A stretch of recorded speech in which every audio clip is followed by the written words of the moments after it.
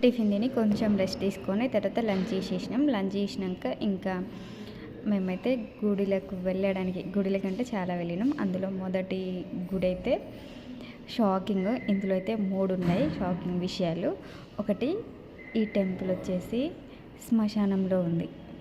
ఈ టెంపుల్ పేరు వచ్చేసి విక్రాంత్ భైరవ టెంపుల్.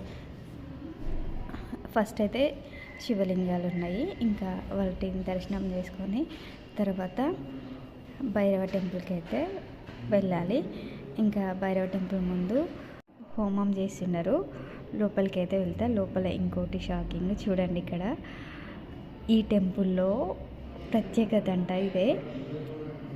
చూశారు కదా, సిగరెట్టు పొగ చాలా ఇష్టం అంట ఈ దేవుడికి.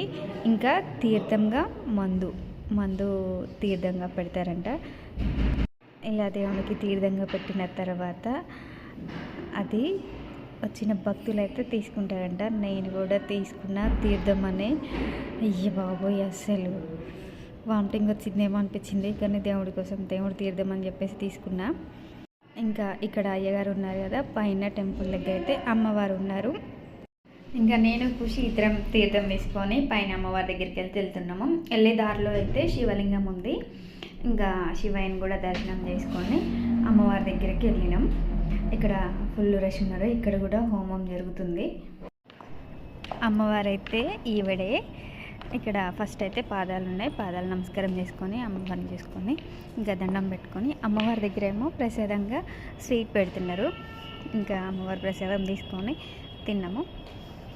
ఇంకా మూడోది ఉంది కదా షాకింగ్. ఇక్కడ ఒక చెట్టు ఉంది. ఈ చెట్టు దగ్గర అయితే ఇంకా ఫొటోస్ ఉన్నాయి. ఆ చెట్టు మీద ఎవరిదన్నా క్షుద్ర పూజలు చేసి వాళ్ళ ఫోటో పెట్టి అన్నీ చేశారు.